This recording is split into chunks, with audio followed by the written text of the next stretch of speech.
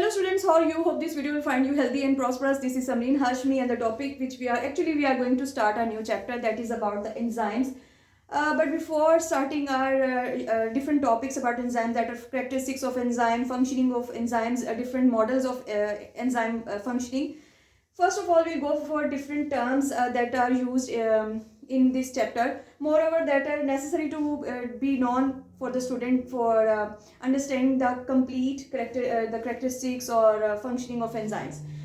Basically, enzymes क्या हैं और किस तरीके से फंक्शन करते हैं, ये सब जानने के लिए ज़रूरी है कि आप बाकी जो टर्म्स हैं उसका भी आपको पता होना चाहिए.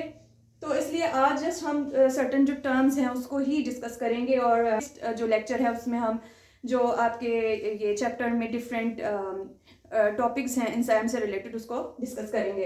तो फर्स्ट ऑफ ऑल एंजाइम्स को डिफाइन करते हैं. एंजाइम्स क्या हैं? एंजाइम्स बेसिकली प्रोटीन्स हैं. दे आर स्पेसिफिक प्रोटीन्स और दे आर स्पेसिफिक सब्सटेंसेस जो कि कैटेलाइज करते हैं बायोकेमिकल रिएक्शंस. अब बायोकेमिकल रिएक्शंस क्या होते हैं? बायोकेमिकल रिएक्शंस होते हैं सर्टन जो रिएक्शन जो हमारी बॉडी के अंदर या किसी भी लिविंग ऑर्गेनिज्म के अंदर कैरी आउट किए जाते हैं in order to maintain life. उसको अपनी लाइफ गुजारने के लिए और ज़िंदा रहने के लिए बहुत से जो बायोकेमिकल रिएक्शंस उसकी बॉडी के अंदर अंडरगो कर रहे होते हैं, जिनके थ्रू डेफिनेट सी बात है वो अपनी लाइफ के डिफरेंट फंक्शंस को परफॉर्म करता है. तो उन सब रिएक्शंस को हम कहते हैं बायोकेमिकल रिएक्शंस और इन रिएक्शंस को कैटेलाइज करते हैं एंजाइम्स. और कैटेलाइज का क्या मतलब है? एक कैटलिस्ट भी स्पेसिफिक सब्सटेंसेस होते हैं जो कि स्पीड अप करते हैं किसी भी केमिकल रिएक्शन को. और एक कैरेक्टरिस्टिक ये भी है कैटलिस्ट का या एंजाइम का कि ये खुद यूटिलाइज नहीं होता किसी भी केमिकल रिएक्शन में, बट ये स्पीड अप करता है किसी भी केमिकल रिएक्शन को. इनकी मौजूदगी में केमिकल रिएक्शन जो है वो इजीली जो है कंडक्ट किया जा सकता है. तो एंजाइम्स जो है बेसिकली अगेन वही बात कि ये बायोकेमिकल जो रिएक्शंस हैं बॉडी के अंदर उनको कैटेलाइज करते हैं, इसलिए इनको हम बायोकैटलिस्ट्स भी बोलते हैं. अगेन बायो का लफ्ज़ जहाँ पे आया दैट्स रिलेटेड टू लाइफ. उसके बाद सबसे पहली जो टर्म है, अभी मैंने बायोकेमिकल रिएक्शंस की बात की है, तो उसको हम कहते हैं मेटाबॉलिज्म. मेटाबॉलिज्म है सीरीज और set of biochemical reactions that are carried out in any living organism. और ये क्यों मेटाबॉलिज्म क्यों कैरी आउट किया जाता है? क्योंकि किसी भी लिविंग ऑर्गेनिज्म ने अपनी लाइफ को मेंटेन करना होता है. अब मेटाबॉलिज्म जो है हम उसको फर्दर डिवाइड करते हैं एनाबॉलिज्म में एंड कैटाबॉलिज्म में. तो अगर हम एनाबॉलिज्म की बात करें जहाँ पे एनाबॉलिज्म आ जाता है, तो एनाबॉलिज्म का मतलब है कि लार्ज मॉलिक्यूल्स आर मेड और सिंथेसाइज किए जाते हैं लार्ज मॉलिक्यूल्स. और इस प्रोसीजर में एनाबॉलिज्म की बात मैं कर रही हूँ, इस प्रोसीजर में एनर्जी को यूटिलाइज किया जाता है. अब एनाबॉलिज्म की डिफरेंट एग्जांपल्स हैं लाइक फोटोसिंथेसिस इन प्लांट्स जिसमें ग्लूकोज को प्रिपेयर किया जाता है. इसके अलावा ग्लूकोनियोजेनेसिस है. ग्लूकोनियोजेनेसिस क्या है? उसमें ग्लूकोज को सिंथेसाइज किया जाता है. इसके अलावा amino acid synthesis, fatty acid synthesis, ये सब जो हैं वो एनाबॉलिज्म में आते हैं. Second type is catabolism. Catabolism जहाँ कैटा का लफ्ज आएगा मीन्स डिस्ट्रक्शन या ब्रेकडाउन. तो कैटाबॉलिज्म में क्या है? लार्ज मॉलिक्यूल्स को ब्रेक डाउन किया जाता है और ये जो है ये प्रोसीजर जो है एनर्जी रिलीजिंग होता है. इसमें एनर्जी गेन की जाती है.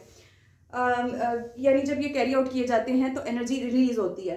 सबसे बड़ी जो एग्जांपल है कैटाबॉलिज्म की वो है glycolysis. Glycolysis is the breakdown of glucose. और ग्लाइकोलिसिस में जो है वो बेसिकली ग्लूकोज को ब्रेक डाउन किया जाता है और ये सेलुलर रेस्पिरेशन का पार्ट है. एंजाइम्स जिस सब्सटेंस पे जिस मॉलिक्यूल के ऊपर एक्ट करते हैं उसे हम कहते हैं सबस्ट्रेट्स. वो एक भी हो सकते हैं, दो भी हो सकते हैं, ज़्यादा भी हो सकते हैं. और जो and product after the reaction हमें गेन होती है उसे हम कहते हैं प्रोडक्ट्स. ठीक है. तो एंजाइम्स एज इट इज़ ही रहता है. वो कोई उसमें जस्ट उसको कैटेलाइज कर रहा होता है रिएक्शन को, वो उसमें खुद यूटिलाइज नहीं होता, खुद उसमें कोई चेंज नहीं आता. उसके बाद जो एक और टर्म यूज हुई है आपके चैप्टर में that is activation energy. Activation energy क्या है? एक्टिवेशन एनर्जी जो है वो मिनिमम एनर्जी है that is required for any chemical reaction to take place. किसी भी केमिकल रिएक्शन को कैरी आउट करने के लिए जो मिनिमम एनर्जी चाहिए होती है उसको हम एक्टिवेशन एनर्जी कहते हैं, और ये एनर्जी अगर नहीं होगी तो केमिकल रिएक्शन भी नहीं होगा। अब एंजाइम्स किस तरह स्पीड अप करते हैं किसी भी केमिकल रिएक्शन को, इस तरीके से स्पीड अप करते हैं कि एक्टिवेशन एनर्जी को डिक्रीज करते हैं, उस बैरियर को कम करते हैं। तो वो किस तरीके से करते हैं, या तो वो सबस्ट्रेट की शेप चेंज कर देते हैं, उसकी ओरिएंटेशन चेंज कर देते हैं, जो चार्ज होता है सबस्ट्रेट पे या चार्जेस होते हैं उसको उसकी जो डिस्ट्रीब्यूशन है उसको चेंज करता है, जिसकी वजह से एक्टिवेशन एनर्जी लोअर हो जाती है, कम हो जाती है, डिक्रीज कर जाती है। अब ये मैंने एक ग्राफ बनाया है और अब आप ये देखें कि ये सबस्ट्रेट है, ये सबस्ट्रेट्स भी हो सकते हैं, मैंने जस्ट इसको जनरलाइज करके दिखाया है। और ये सबस्ट्रेट है, सबस्ट्रेट अगर हम यहाँ पर एंजाइम्स यूज़ नहीं कर रहे तो उसकी एक्टिवेशन एनर्जी हाई है, और अगर हम एंजाइम्स उसकी एक्टिवेशन एनर्जी लो है।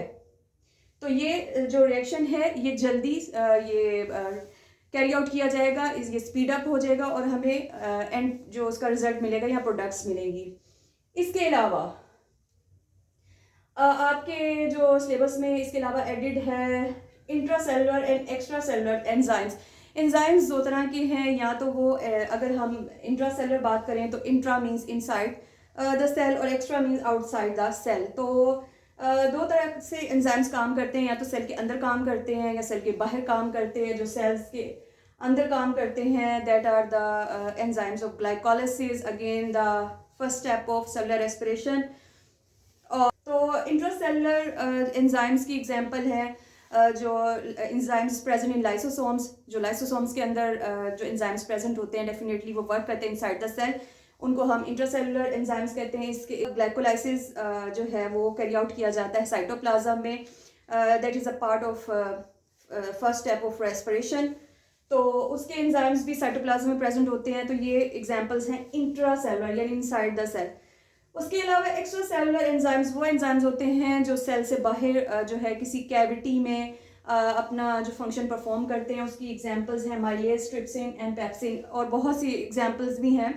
लेकिन पेप्सिन जो है वो प्रोटीन जो है उसको डाइजेस्ट करता है और ये आपके स्टमक कैविटी में मौजूद होता है। इसके अलावा माइलेज है, ट्रिप्सिन है, ये स्मॉल इंटेस्टाइन में वर्क करते हैं। माइलेज जो है वो स्टार्च डाइजेस्ट करता है और ट्रिप्सिन जो है वो अगेन वो भी प्रोटीन डाइजेस्ट करता है in small intestine. So the certain terms related to the functioning of enzymes जो कि मेरे ख्याल से पहले आपको इसकी नो हाउ होनी चाहिए, ताकि आपको जब ये दोबारा से ये टर्म्स यूटिलाइज हो तो आपको कोई डिफ़िकल्टी ना हो। Hope this video will be informative for you. If you have any question or ambiguity, then write in comment. Please like and subscribe the video. Thank you so much.